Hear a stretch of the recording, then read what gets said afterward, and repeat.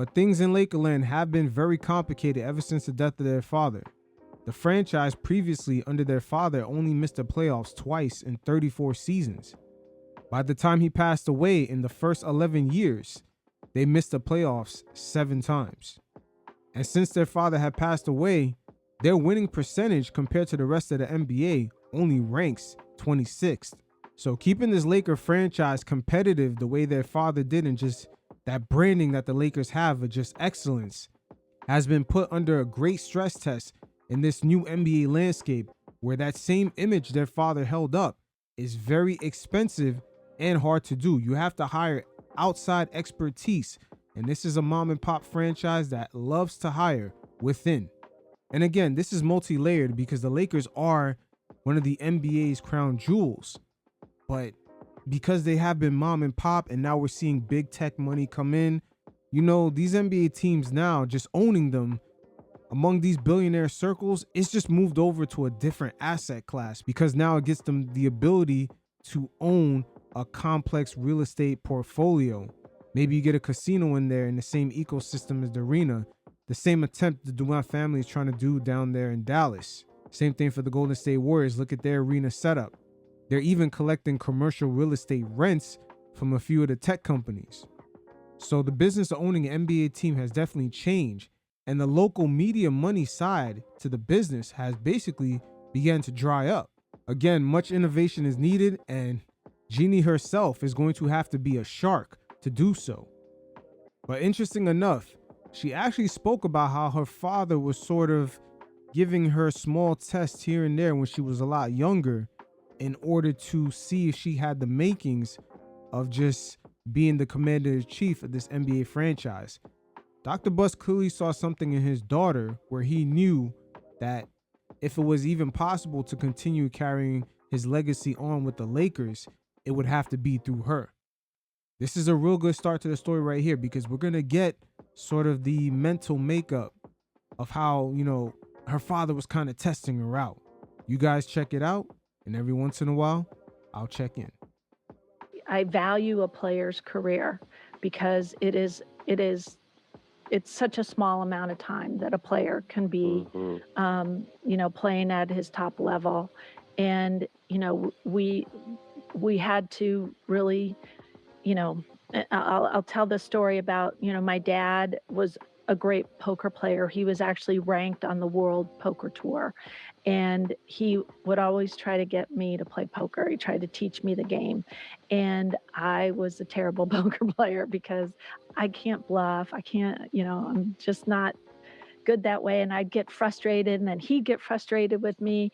And he goes, I want you to know why I'm trying to teach you this game. He goes, people think that, poker's like, it's a lot of fun, but it really is about stamina. And it's about like hanging in there until you get the cards.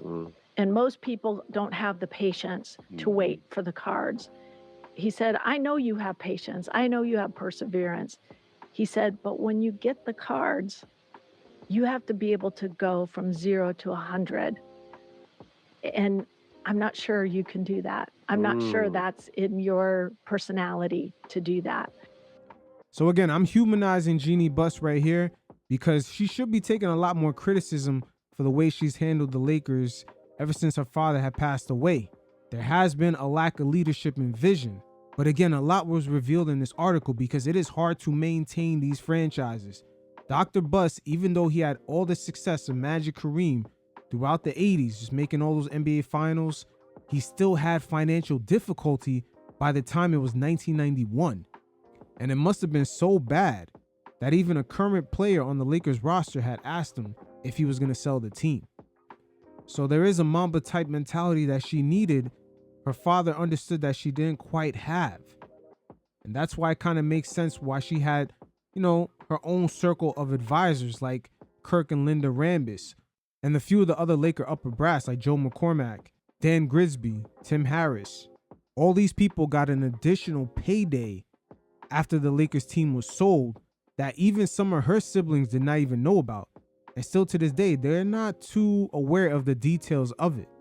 And we got to give her props because sometimes when you don't fully know that you have the capabilities of handling something, it's great to surround yourself with the people that have the expertise. LeBron James, Rich Paul, Maverick Carter have done this with precision in the way they move in and around the NBA business world. But right here, once again, this is all before the sale. We're going to hear from Jeanie Buss speaking on her relationship with LeBron and Kobe, who kind of alluded to her that she is going to need the Mamba mentality for the next chapter of her life after her father's death. And, you know, it's like now we had LeBron and we had assets. You had to go all in to get, you know, a player like Anthony Davis. And that was really, really difficult for me because I get attached, especially those young you got players. a great young core. Right. You know, but in order to get a great talent, you have to give up great talent. So I like to think that I have that gene that he was talking about. What he was looking for. Yeah. Talk to me about what LeBron, the man, has meant to your guys' organization. Obviously, he, like I said, he weathered the storm with Magic leaving, a bad season. Trades happen. A lot of stuff is going on. You guys are able to get AD, but he kind of seemed like from the outside looking in, it looks like he's kind of, we're never going to get over Kobe's passing, but I think he kind of eased the passing. He was able to help bring a title back.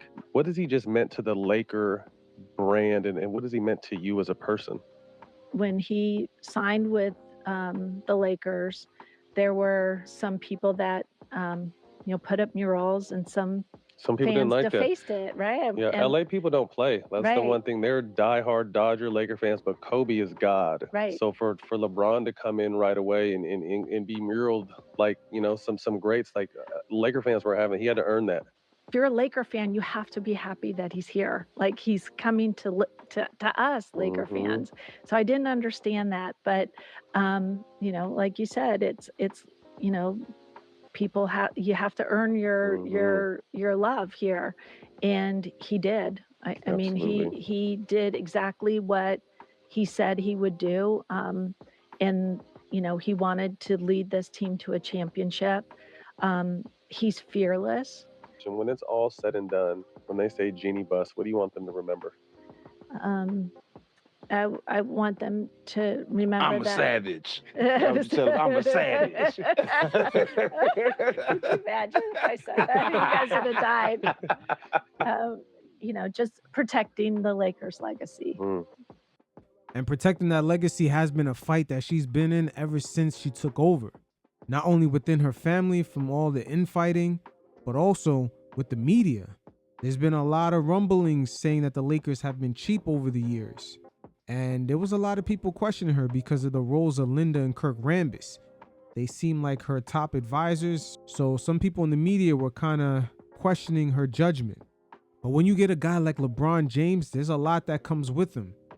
The way he has moved as an NBA star, I shouldn't just say an NBA star, but the figurehead of the league, has been very political. He has laid out a perfect blueprint for other players to follow suit, because in this current media landscape, they should have more of a control of their own narrative.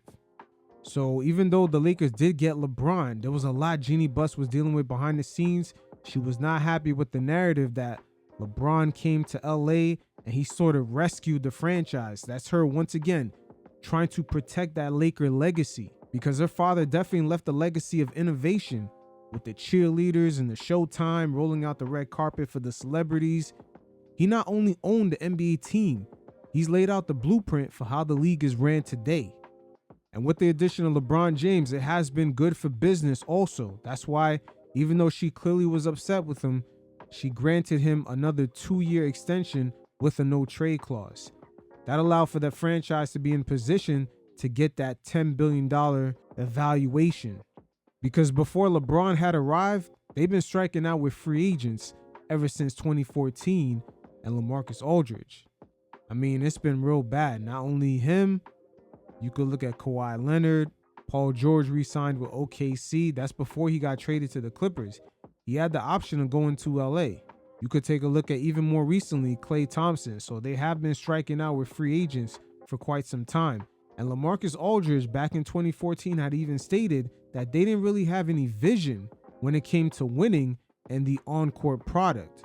So once again, Jeanie has been fighting to keep that Laker brand, that Laker name that her father kind of put up on that Mount Rushmore of just NBA excellence. So now we're going to hear from NBA insider Brian Windhorst as he explains that the Lakers, in order for them to keep that standard that Dr. Buss had set, the overall NBA landscape has changed and it's real expensive to do so. So he further elaborates on the structural changes that has led to this Lakers sale. You guys check it out, and every once in a while, I'll check in. Like, if you ask me the question, why did the Lakers sell? I think it's actually very simple. I think it's complicated because it's family, because everything with family is complicated. But the Lakers sale, in my mind, is very simple. And there were two reasons why the Lakers sold. One, valuations went crazy, largely driven by the Celtics selling for $6 billion. And that Middle East money wants into the NBA. The Lakers were bought with Middle East money, and know that Mark Walter led, and he is the governor. I guess Jeanie's the governor, but he is the controlling owner. But that group, Mark Walter's group, took on $10 billion from Abu Dhabi shortly before. I mean, I don't work for the company, so I can't verify that 1 week the other, but they took on $10 billion from Abu Dhabi, and then 3 months later bought the Lakers for $10 billion. They actually bought it for $6 billion, but $10 billion valuation. The influx of that Middle Eastern money and the Lakers just lifted all the valuations. So, maybe they knew that they could sell the team for $10 billion, but maybe they didn't think they could do that till 2035. But all of a sudden, the Lakers are now worth a lot of money. And the second reason they sold is because local television in America is collapsing. And the Lakers have been untouched by it, but they will be touched by it. So almost every pro sports team in America has had to take a pay cut from their local TV deal, basically with the exception of the Lakers. Last year, for example, the New York Knicks made $141 million. And the same company that owns the Knicks local TV deal and that owns the Knicks is the same company. Mm-hmm. And the company went into bankruptcy, and they had to cut the Knicks by about $40 million. The Knicks are getting $40 million less this year than they did last year. The Knicks, or the parent company, owns both. The Lakers got about $200 million last year, and they're going to get the $200 million this year, okay? And the real differentiation between a team like the Lakers and the Grizzlies is that local TV money. The Grizzlies make $11 million a year. The Lakers make $200 million. They compete for the same conference. And now, if Jeanie was here, she would say, well, we have to share that money. We share the money with the players. Yes. You share the money with the partners. Yes. It's not dollar for dollar. But that is the Buffalo Bills and the LA Rams get the same check, okay? Because it's all shared. What differentiates the Lakers financially is that local TV deal. And the local TV, the company is for sale, okay? And so they are under threat. And so in Baxter's story, he said that the Buss family each got between $3 and $5 million a year. Like, that was their salary. Mm-hmm. And they don't have maybe they have other investments where they don't have other jobs. And that right there used to work in their father's time, but no longer works today. The other last NBA franchise that was sort of mom and pop, I believe, that sold was the Utah Jazz back in 2020. Once that pandemic hit, the Miller family cashed out. And that's when we really started to see a lot of the tech billionaires come in. And with the Lakers being the last mom and pop franchise, they were built a little bit better to weather the storm, but it was still crazy. That pandemic really hurt a lot of NBA owners. The league had borrowed over $800 million from one of their accredited partners back in 2020. And it makes sense. You had over 2 NBA seasons with fans not necessarily being in the stands. In the 2021 season, fans didn't really come back in until the springtime. I would say March of that season. I remember going to a game in Barclays Center, and that's when they were checking everybody's vaccination cards, and it was a whole mess. But the league definitely was hurting from basically not being able to sell out a full season in almost 2 years. Jeanie's job is running the Lakers, and she gets a salary for being the president, but that's it. When a billionaire buys a team, if the team loses $50 million, fine. He's got his other businesses. It's the Lakers family business. So here we have the Knicks, who are comparable to the Lakers, taking a 33% pay cut. The Lakers were facing that. Maybe not tomorrow, maybe not next week, but very soon. So they were facing a situation where their local TV, which differentiates the Lakers from everybody else, was under threat, and the valuations exploded. Teams went from selling for, $2-3 billion to selling for $6 billion. They get $10 billion. That's why they sold. All the other stuff is palace intrigue. But at the heart of it, and by the way, I think the Lakers selling was the right decision for the Busses, and I think it's going to strengthen the organization. That's sort of the takeaway. The intrigue about the background is what makes it fascinating. But I do think that Jeanie, regardless of how you feel about her actions, I think she made the right decision for the family, and I think she probably made the right decision for the Lakers. Facts. She definitely did. Laker fans, you can now step up because you watched in the past, I would say decade or so, the Golden State Warriors not only leapfrog you guys in relevance, but also their net worth has completely jumped over the Lakers. Once again, because of the Chase Center and that ecosystem that's around it, the Warriors are set up to make money whether Stephen Curry's there or not. And that's where Jeanie Buss and her family, from a structural standpoint, don't necessarily have the funds to sort of do the same. Owning the Lakers going forward and just trying to keep it within the family is going to have them looking like the Charlotte Hornets 10 years from now. Money-wise, it's just hard to compete. That's why all this private equity is coming in.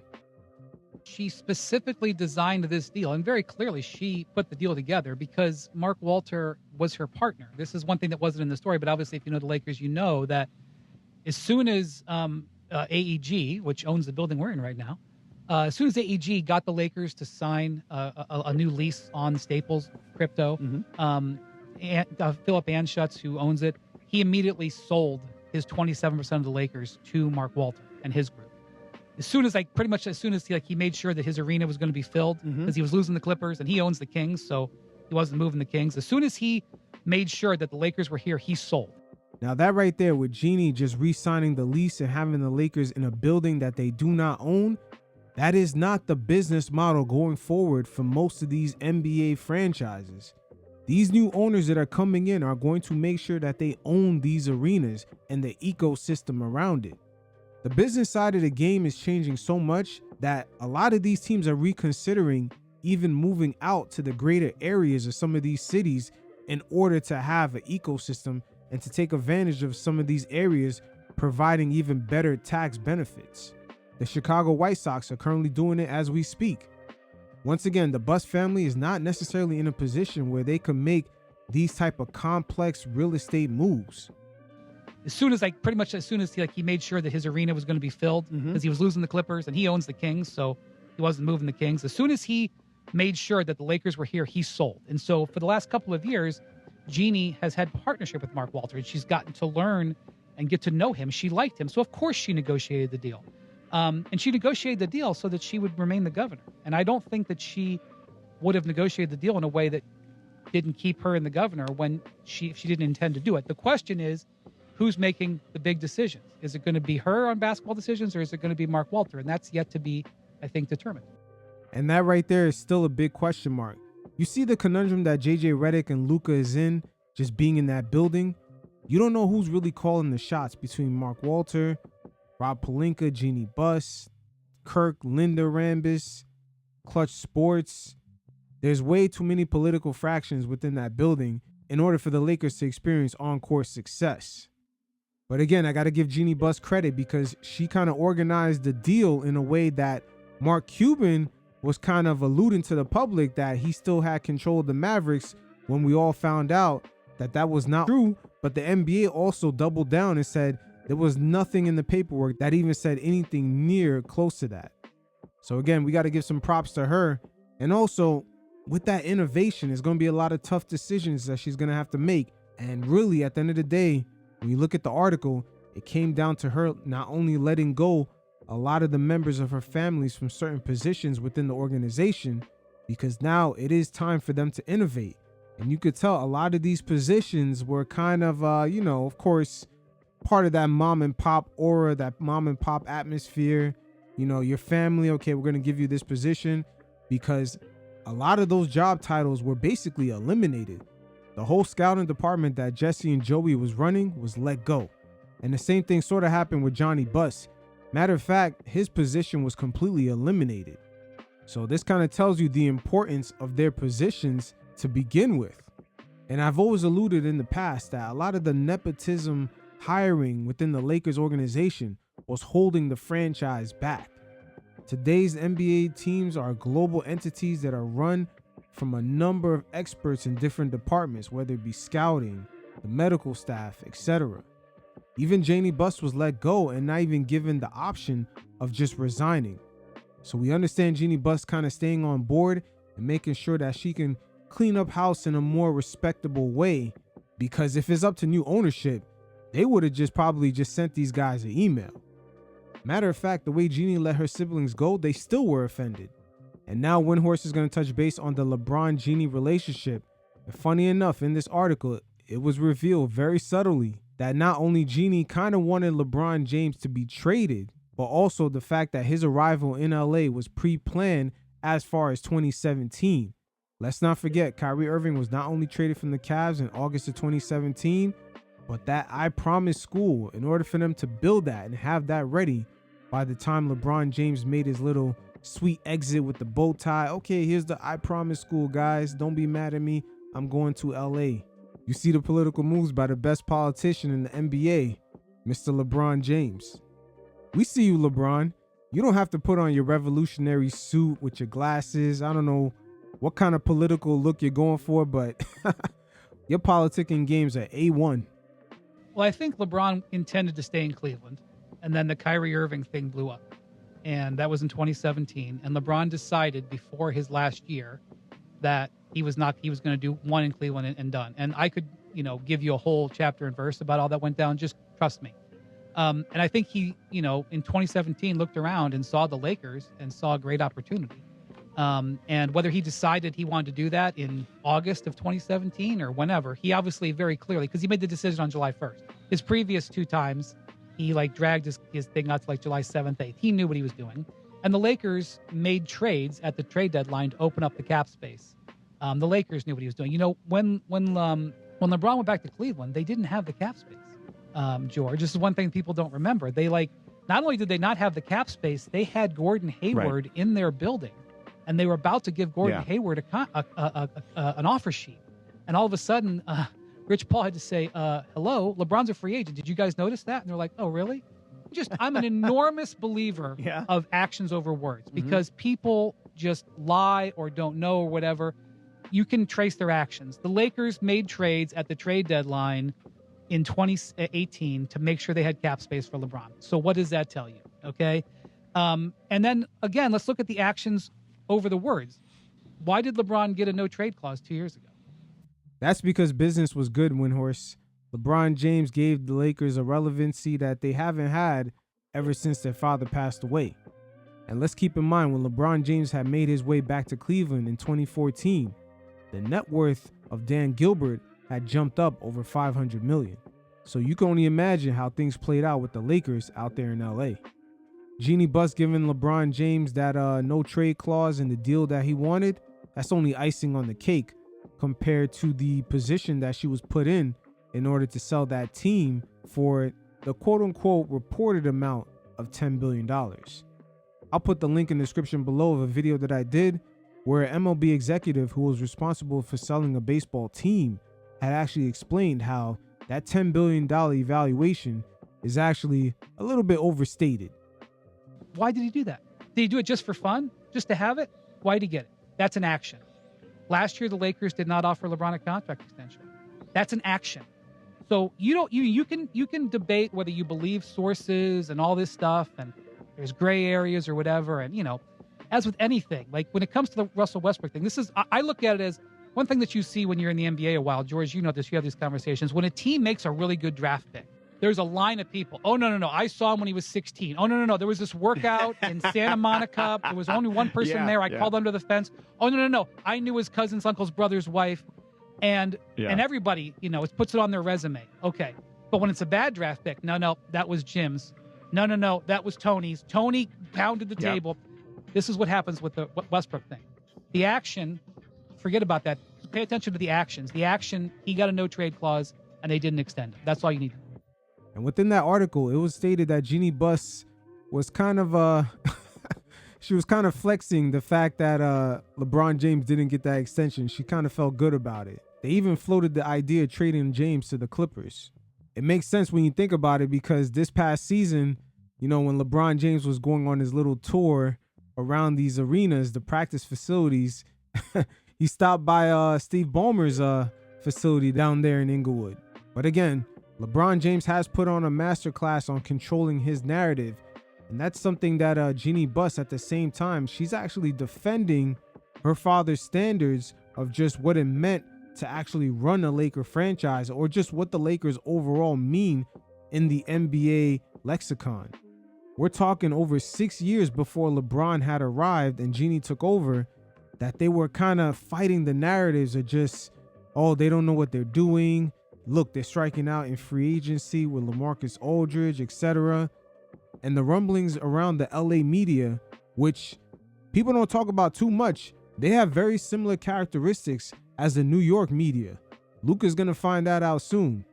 The LA media was kind of hinting that the Lakers were kind of being cheap behind the scenes. So all these things eventually now through this article have got out. And Rich Paul right here, once again, LeBron James, Mr. Politician, has played his cards right. As now this Rich Paul, Netflix, Spotify, Bill Simmons kind of venture right here could come to the proper defense of the king. And they were quick with it too, because the same morning the article had released, Rich Paul and Max Kellerman were able to drop an episode that was already edited, probably rehearsed more than likely, and just carefully crafted a response. So Lakers beat the Nuggets, but actually what I want to talk about is this article Baxter Holmes had on the Buss infighting. Do you see this? I saw some of it, of course. I think I know what this is. In terms of the sale of the Lakers, how that. But let me give you my take on it, because I was doing afternoon drive here in L.A. for years and all over the Lakers situation. It's sad, and it's sad to me in the sense that Dr. Jeanie Buss, who by the way, to me, the greatest owner by far history of American team sports, right? Mm-hmm. 10 titles under his watch, 10, you know, and also trying to do it a certain way, hard enough to win a championship. He did Showtime, he blew it. And at the end of all that success, he was still financially struggling by 1991-92. And that was a mom and pop franchise back when quite a few NBA teams were in the same boat. Fast forward today, now you look at the landscape, there's a lot of tech guys in there. There's a few kind of private equity, kind of real estate moguls mixed in. It's a very interesting nuance that's going on with the league right now. I think his dying wish was to use the Lakers to keep his family together, right? That's what it seems to me, because why give it to your family and put them, all the kids, and put them in charge of different things? Why not just sell the team and let everyone enjoy the money, right? And the great irony to me about the Lakers is that Jeanie was in charge of basketball operations, and Mitch and Jim were in charge of basketball operations, and Jeanie is running the business, right? Think about when they made the deal for Chris Paul. Mitch and Jim did a great job, and they traded Powell and Lamar for Chris Paul. And at the time, was it both of those guys? Yes. And at the time, wow. I was like, that's a lot to give up for a 6-foot point guard. 14 foot of front court in Pau Gasol and Lamar Odom for Chris Paul. Wow. But they had the guts to look at that deal, and in the long run, they'd have been right. That would have been a good deal to make. They still have Bynum? They had to have a big steal. Yeah. Okay. They did. Okay, keep going. So I remember thinking, it's a gutsy move, and then in retrospect, damn, that would have been great for the Lakers.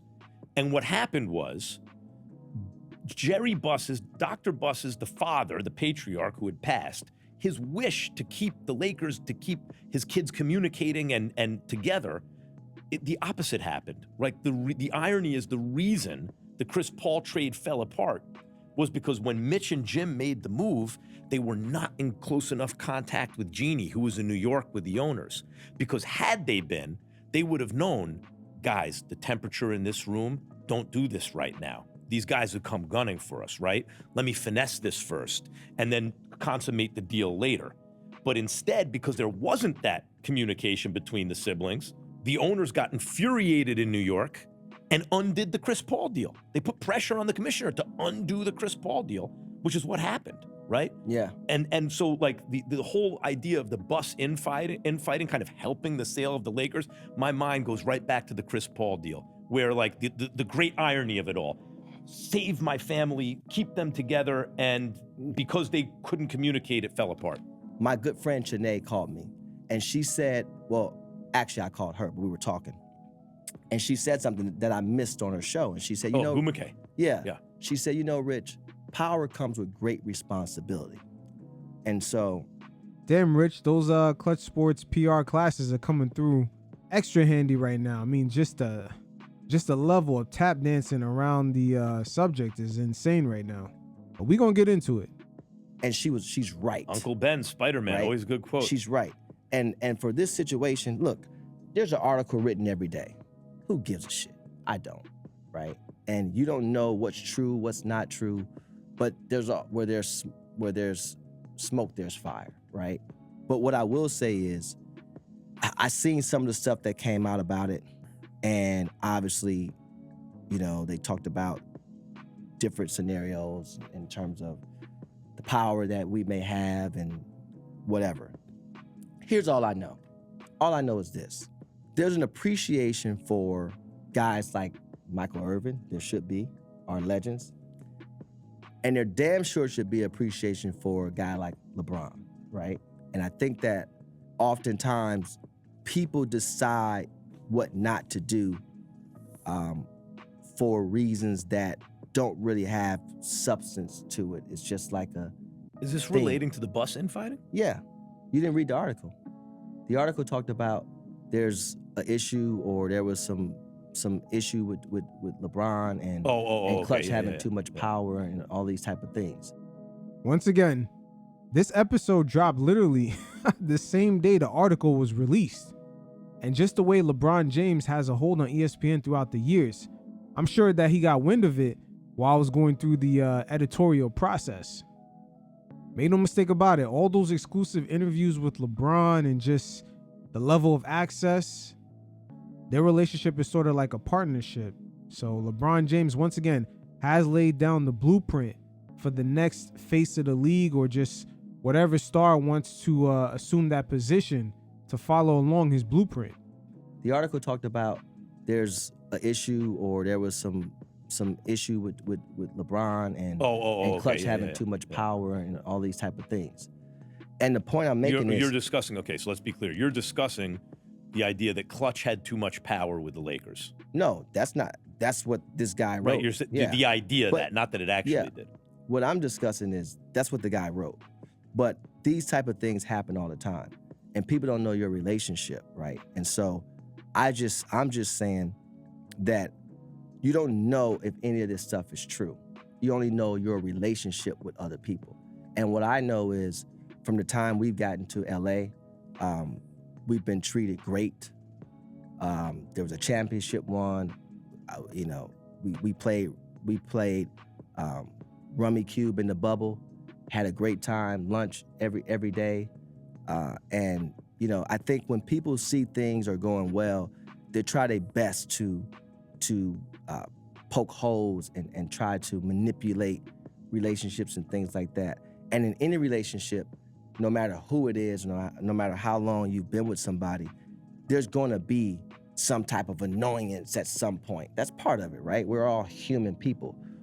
Yes, Rich, we're all human people, but I'm pretty sure Jeanie Buss had an issue with the fact that you guys, the way you position yourselves, it's almost as if you guys are bigger than the Lakers logo. That's more than likely the issue that she's probably had. And within that partnership that you guys had, sometimes it looks like the LeBron James portion jumps over the Lakers brand, or sort of holds them hostage. It's been a weird dynamic / power struggle. There's just no way other historical franchises in sports would ever accept being positioned this way. The Yankees, Manchester United, in England, there's no one player bigger than the program. But in a way, if you really think about it, the fact that the Lakers are even in that position, the leadership of Jeanie Buss should be put under a further microscope. But I like to focus on the things that were done, and were done well, and were done great, right? And every year you're fighting to try to reach a common goal. And when you're when you have the level of players that I've had, that relationship becomes a lot of times a partnership. And there's people that are very envious of that partnership. And so every day they try to put forth things and put out things and For what it's worth, when I was on the BS radio, information and so on and so forth. This right here is very understandable with all the infighting among the siblings. And we have the Rob Pelinka faction who are really Kobe loyalists. So they may not like the fact that LeBron James is flexing powers that even a true diehard Laker like Kobe Bryant never really got to have.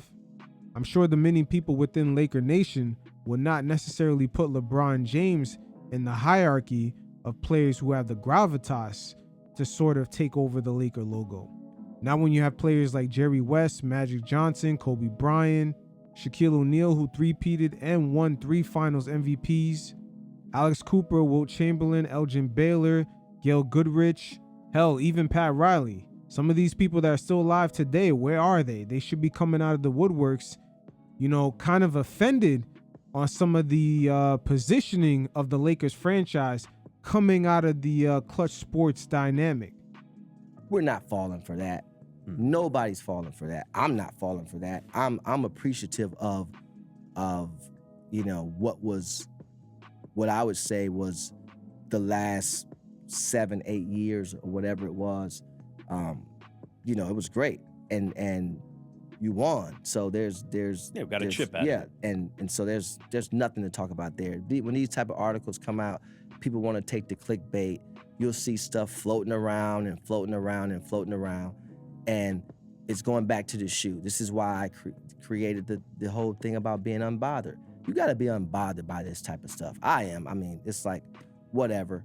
I mean, to me, the interesting thing is the Buss lack of, like the Jerry Buss, but the clutch, I don't get the into clutch the angle family of it. stuff. By the way, I was doing the radio show when KCP came to the Lakers. What you got KCP to the Lakers, 17 million or 18 million. Yeah, 18. Yeah, 18 million 1 year. And I remember what I would say on the air at the time is, give Clutch whatever they want. They're going to wind up sending LeBron here.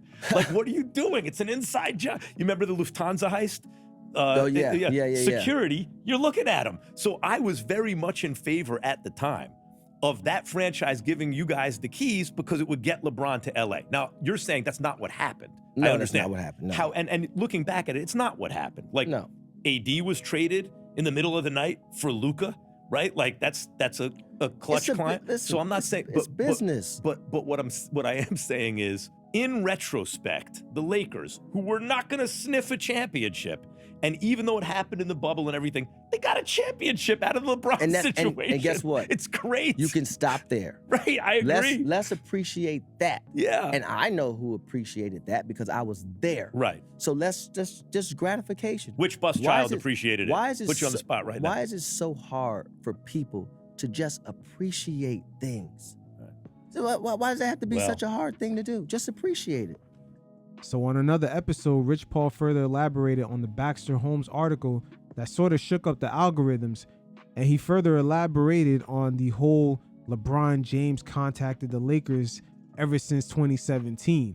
That probably threw Cleveland fans into a spin cycle, but at the end of the day, make no mistake about it, that Midwest region, LeBron James understands he'll need their support when it comes to upholding his legacy.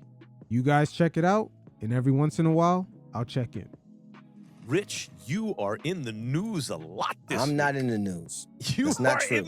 That is not true. Google your name. You are in the news. First of all, let me guess. Sources says.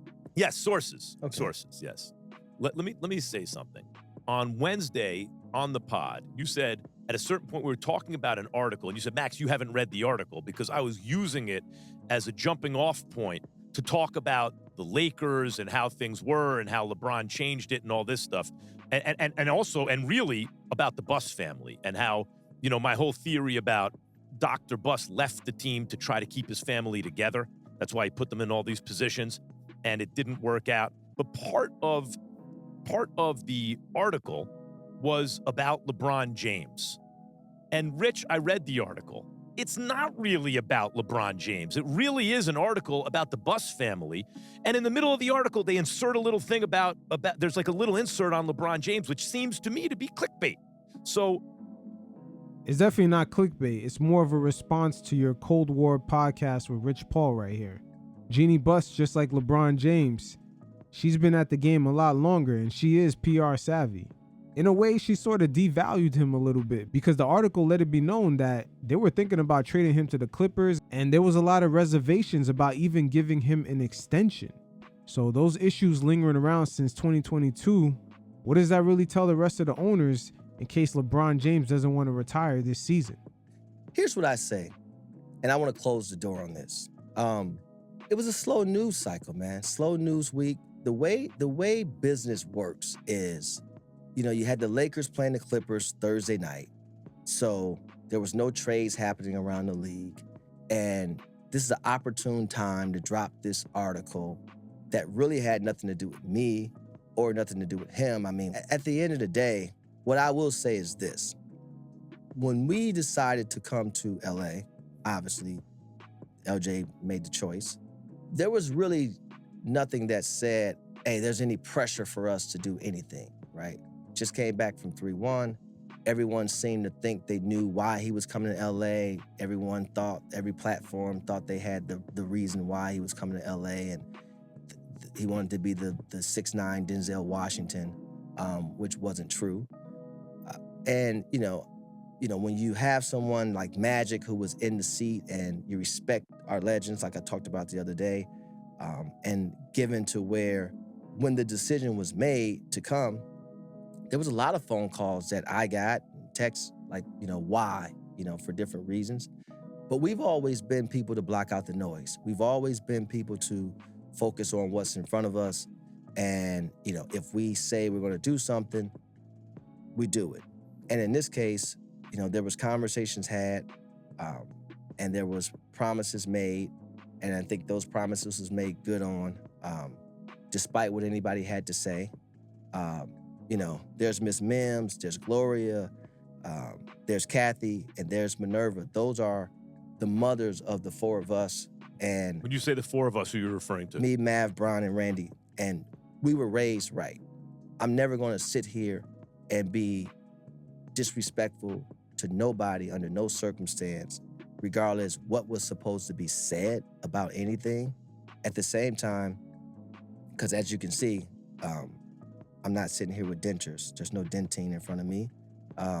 Maybe a few implants, but not dentures. But the point is, for me, when you think about the relationship and when you think about how people like to have drama, that's just not who we are. And so it's not so much as about what somebody was supposed to have said. I base things on what people do and how I'm treated, regardless of what somebody ever had to say. Are you referring to the Jeanie quotes in the article?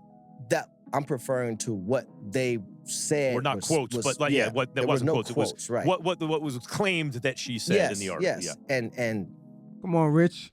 That article was heavily reviewed by ESPN, which is in a partnership with the NBA, before this article came out. So people within the Lakers brass were well aware, and so were you guys in a way, because once again, the same morning the article dropped, you guys dropped a very high quality edited podcast with your response.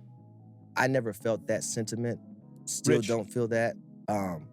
Rich, let me say something, okay? Because I was here before LeBron got to town. Before he got to town, I was here. LeBron, and I left, and then LeBron got there. But as I always tell you, I was there when KCP got to town, and the buzz in LA was, oh, does this mean that the groundwork is being laid for LeBron? And everyone was extremely excited. Like the idea that the Lakers would have a good relationship with Clutch, everyone was excited. And last but not least, we're going to hear from the man himself, Baxter Holmes, as this article on this Laker dynamic has been hitting the algorithms and causing up a stir. He spoke on the speculation of Jeanie Buss possibly doing a deal outside of her family when it comes to selling this team. You guys check it out, and every once in a while, I'll check in. Of the Lakers, really, for some decades, but certainly in the post-Jerry Buss era, since he passed away in 2013. And the Lakers have been known as a family-run organization, so on and so forth. I've certainly had some people say to me, well, with the sale there is going to be a transition, and the Lakers are going to be brought up to speed in the modern era, and some of the family drama, these issues are going to be a thing of the past. And whatever the Lakers look like in the future, this is certainly a team that's considered the crown jewel of the NBA and has all these advantages and a massive, massive audience and all these things. Once it's brought up to the modern era speed under Mark Walter, these things are just going to be a feature of the past, and they'll be kind of gone forever. So I've definitely had some people say that to me, that's what this will look like moving forward. But I do think it's important to kind of document how we got to this point. And that's what I tried to set out to do in the story. Well, first of all, I should say that the Lakers declined comment and multiple interview requests for Jeanie Buss and a host of others, including some of the people mentioned, who I was told receives the payments you mentioned. When I first heard about it, and certainly when I was talking to Jeanie and to Jeanie Buss about it, the underlying theme kind of leading into that was that they believe and said that it seemed to be that there were private discussions or even negotiations that happened between Jeanie Buss and Mark Walter. And there were questions so that some siblings had, I'm told, about whether a sibling could have private negotiations about a sale of the team and then present that as an offer.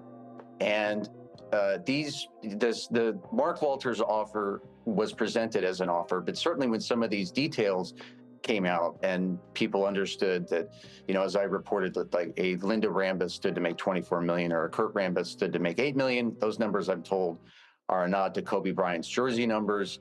That, well, wait a minute, why are these people getting paid out? They're people that are close to you. Why are they these figures? It started to, in some ways, seem that this was not an offer and more of a negotiation. And there were questions of, well, does this violate the trust potentially?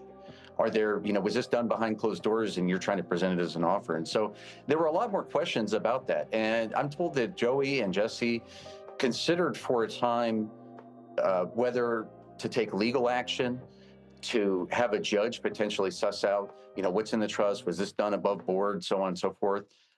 They didn't do that ultimately. As you mentioned, a majority of the Buss family agreed to sell the team. And it was a unanimous vote ultimately. And that's it. I think also it's probably daunting in some ways to go against Mark Walter in a long legal battle.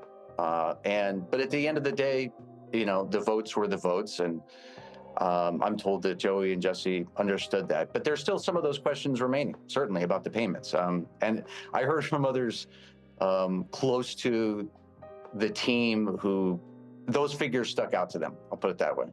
When it comes to the two youngest brothers, Jesse and Joey, the way the father wrote up the will, it kind of seems like the team will eventually belong to them, being the fact that they are the youngest siblings almost by 40 years. But some of the things that stuck out in the article was the almost audacity of any of the siblings to get fired even when they do a bad job.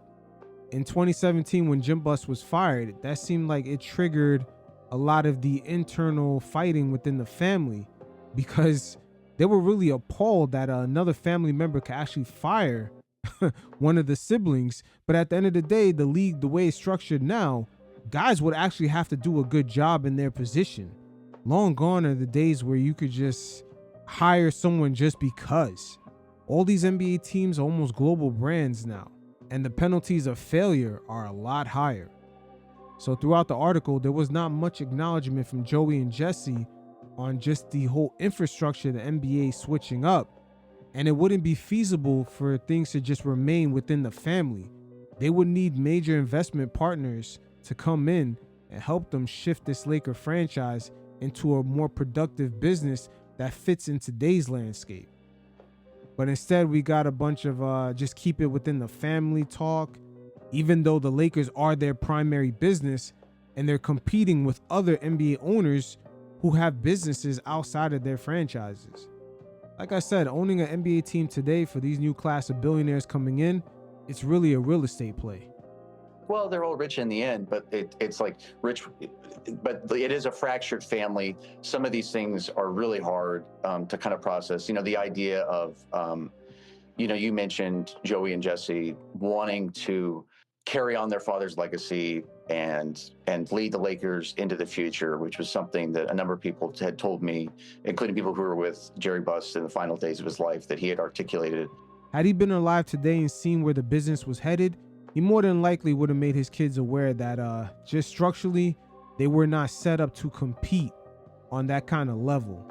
When you see what owners like Steve Ballmer is doing, just owning the land, owning the arena, and not even caring about just spending over $500 million in just a setup trying to get Kawhi Leonard paid, you can't really compete with that. Look at the Dumont family. They are very politically connected and they have a lot of money. Just the other day, Trump was thanking the matriarch of that family for giving him over $250 million, and Trump was asking her for another $250 in a joking manner. But when you say a joke like that, there's a little bit truth to it. It's all over. And look, I'm not in the position financially that any of them are, so I can't speak to it. But the sadness was definitely something a lot of people from all walks and around the league said to me was like just a takeaway of how this whole thing ended. I want to share something that Jeanie Buss, this is kind of from the cutting room floor. So Jeanie Buss had said to me, he said, like, being a part of the Lakers ownership was a roller coaster of ups and downs. And, he mentioned that at times when the family could get together, they could be laughing and it could be jovial. It had nothing to do with the Lakers. But when they would talk about the Lakers at times, and this is principally, for obviously a long time amongst the four older siblings, he said, but then when the conversation returned to Lakers, it was like, all right, who had what role? Why did dad pick this person over this person or over me? How are they faring? Why did I not get this opportunity? Like he said, the Lakers were the tension point in the family. And he said, during those downs of the roller coaster, sometimes like another sibling might come to me and say, should we just get out? Like, this is miserable. Why don't we just sell and we can all like walk away from the team? He told me, and then he said, and then the roller coaster would be up again and things would be good. And like, oh, this is great. He said, but it was always like these extreme highs and lows. And he told me that he started to think, even back in the 90s, like, it would be just great if we could all get away from this thing. It was, the way he described it was almost, I know this will sound whatever, but it was like a toxic asset. Now, Baxter Holmes right there just pointed out in the 90s, they felt that it was a toxic asset. Once again, Dr. Buss, after purchasing the team in 1979 and just experiencing all the highs of the 80s, just making the finals 9 times, all the success, by the time the early 90s came, they were going through major financial issues that even players on the roster were asking the owner if he was going to sell the team. That is tough. And this is in an era where most NBA teams were pretty much mom and pop franchises. So you can only imagine today where the Buss family is competing with tech billionaires and just politically connected real estate, casino moguls. It's just crazy. The NBA is really headed in the same direction I would say most teams in the English Premiership or just international soccer clubs are just in right now, where major international corporations really are the owners of these teams. Should we just get out? Like, this is miserable. Why don't we just sell and we can all like walk away from the team? He told me, and then he said, and then the roller coaster would be up again and things would be good. And like, oh, this is great. He said, but it was always like these extreme highs and lows. And he told me that he started to think, even back in the 90s, like, it would be just great if we could all get away from this thing. It was, the way he described it was almost, I know this will sound whatever, but it was like a toxic asset that was really driving the family apart and against each other. And that, people had told me for a long time that Jerry Buss was like the glue, trying to hold this family together, trying to hold his siblings together, or his children together, and amongst so much fighting and division and jealousy and whatnot. The Hulu series that Jeanie and Linda Rambis co-executive produced really gets into a lot of the specific details in all these chapters throughout the years. And Johnny, when he said, look, with all the money that everybody got, you'd think that we could be happy, we can come together and we could celebrate. But obviously that's not going to happen, and there's so much bitterness and it's hurtful, but it's the end of an era. And he wanted to be hopeful and say that, maybe at some point down the road, they could all be as one. I don't know. I'm not optimistic that happens, especially given the way things, went down. When Jeanie Buss was telling me about how, being fired and pleading to resign instead, and not being given that option and feeling like a crumpled up piece of paper and then, thrown in the trash. There's a lot of bitterness there, and I don't know that any dollar amount's going to make it go away.